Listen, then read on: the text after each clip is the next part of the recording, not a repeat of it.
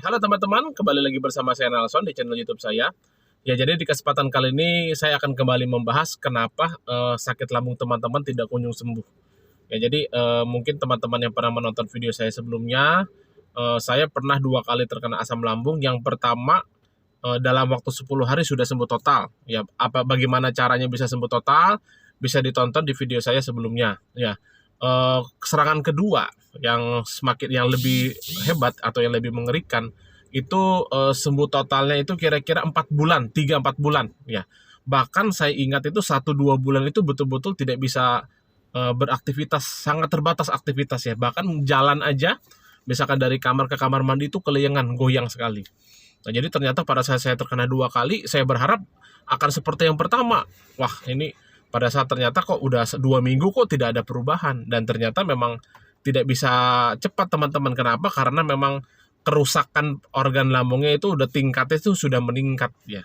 Jadi pada saat yang terkena pertama kali dalam waktu 10 hari bisa sembuh karena hari pertama kena saya langsung tanggulangi. Nah, sedangkan pada saat yang kedua berarti kan kerusakannya itu sudah lebih lanjut ya. Karena pada saat saya sudah sembuh di serangan pertama, saya pola makannya kembali berantakan. Jadi selama 1 tahun itu jangkanya dari sembuh total ke kambuh lagi itu 1 tahun teman-teman. Jadi pelanggarannya itu saya lakukan selama 1 tahun. Makan tidak teratur, makan goreng-goreng, bahkan makan yang bersantan. Itu saya lakukan selama 1 tahun karena memang pada saat itu konteksnya saya lagi di perantauan ya.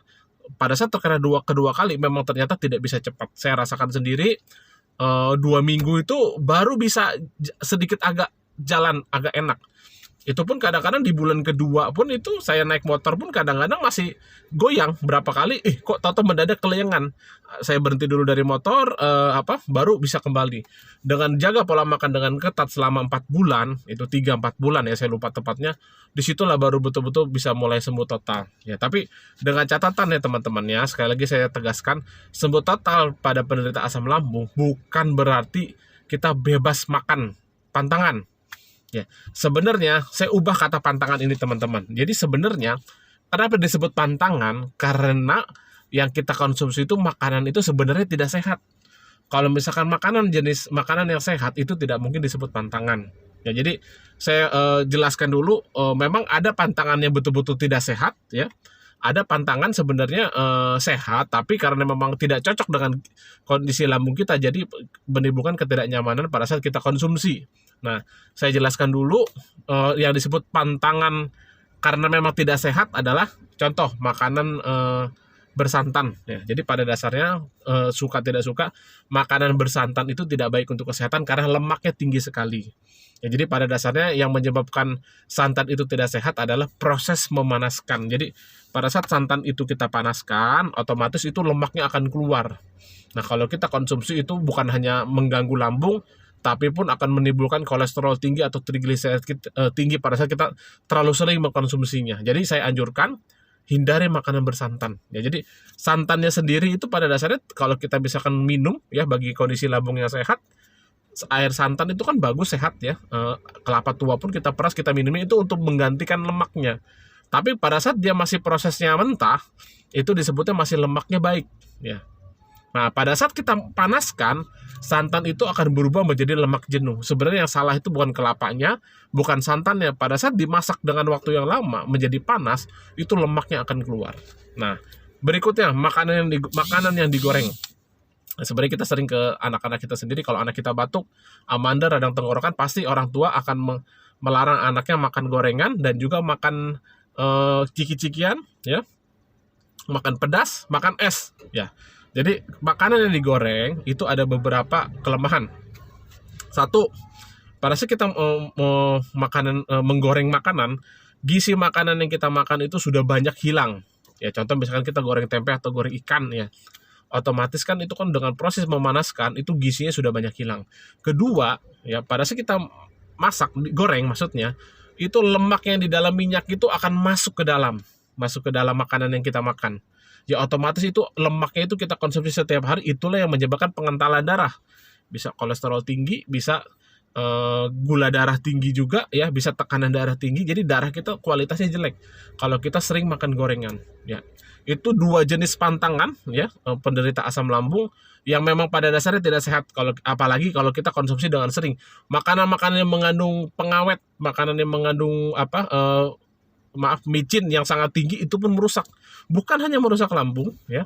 Karena MSG itu apabila dikonsumsi secara berlebihan dia akan menaikkan tekanan darah tinggi ya, banyak lain juga komplikasi yang lain itu akan terjadi kalau teman-teman banyak makanan-makanan yang mengandung micin. Makanya makanan zaman sekarang kenapa GERD itu sangat membludak di akhir zaman ini ya, terutama kepada kaula muda, karena makanan-makanan yang tinggi micin atau yang terlalu asin, makanan yang terlalu manis, maaf, seperti boba, seperti Thai tea, itu kan manisnya minta ampun. Itu yang sangat merusak lambung.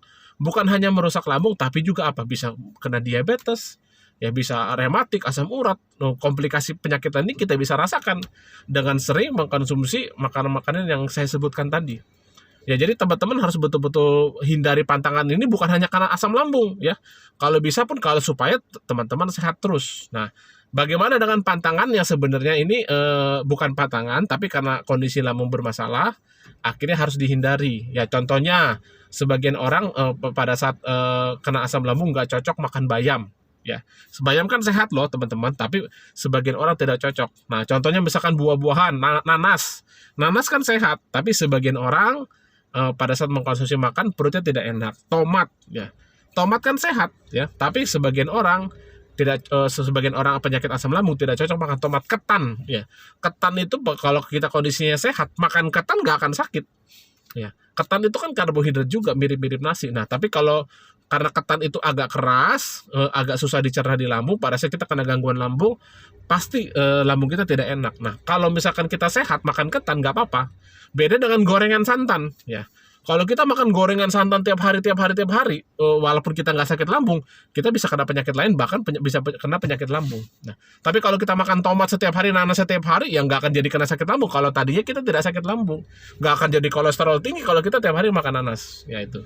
Jadi teman-teman harus perhatikan pantangan yang memang untuk kesehatan, ya, bukan hanya untuk lambung, pantangan juga yang memang hanya untuk pada saat lambung kita terganggu.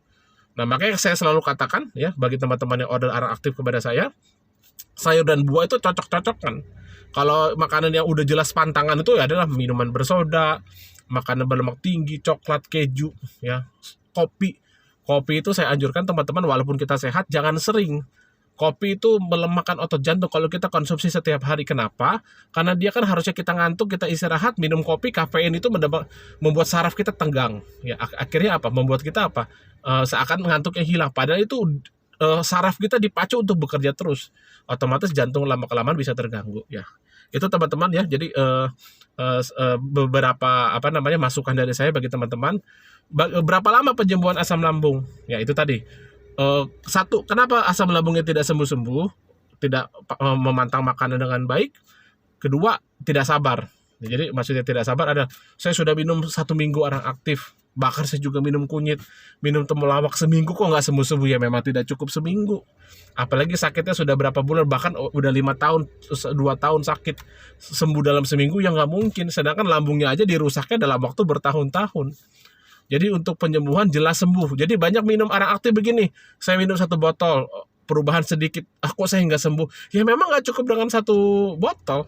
Kalau kita minum 2 kali sehari, 20 hari, ya memang tidak cukup dalam waktu segitu. Ya, diminum terus sampai betul-betul 3-4 bulan. Pasti sebagian orang mengatakan, aduh, sayang uang ya. Terserah teman-teman ya, maksudnya lebih baik sehat, uang keluar sedikit, uang bisa dicari, apa sakit terus. Ya seperti itu. Jadi jangan kita istilahnya rugi untuk investasi kesehatan. Kita tidak akan pernah rugi ya. Untuk kesehatan itu adalah segala-galanya. Dengan kalau kita sehat, kita bisa cari uang. Kalau uang kita banyak sekarang, kita sakit-sakitan, uang kita pun habis untuk berobat. Ya, jadi teman-teman, bagi yang menderita asam lambung tidak kunjung sembuh, harus yakin dulu metode yang saya lakukan ini benar. Misalkan dengan arang aktif, yakin arang aktif ini bisa menyembuhkan saya. Ya, bisa dibantu dengan kunyit. Jadi saya pun tidak melarang teman-teman konsumsi madu, konsumsi dipadukan dengan arang aktif. Kunyit, temulawak, jahe, nggak apa-apa dipadukan diselang-seling dengan arang aktif. Semakin banyak herbalnya itu semakin baik, asal kalau bisa jangan lebih dari 3 jenis herbal ya untuk penyembuhan. Dan jaga pola makannya. Kita harus betul-betul paham tubuh kita sendiri. Banyak teman-teman nanya, porsi makan yang baik untuk saya seberapa banyak? Ya saya nggak tahu. Saya kan tidak tahu kenyangnya teman-teman itu seperti apa, karena kan perut kita beda, tinggi badan kita beda, ya ras kita berbeda, karena setiap tinggi badan itu berbeda dengan butuhnya nutrisi, bukan butuhnya nutrisi, butuhnya kalori yang masuk itu setiap orang berbeda, gender pun berbeda. Jadi teman-teman harus bisa melacak sendiri nih, kira-kira kalau lambung saya kumat ini makan ini berapa sebanyak, harus porsinya segimana. Teman-teman bisa pelajari sendiri pelan-pelan.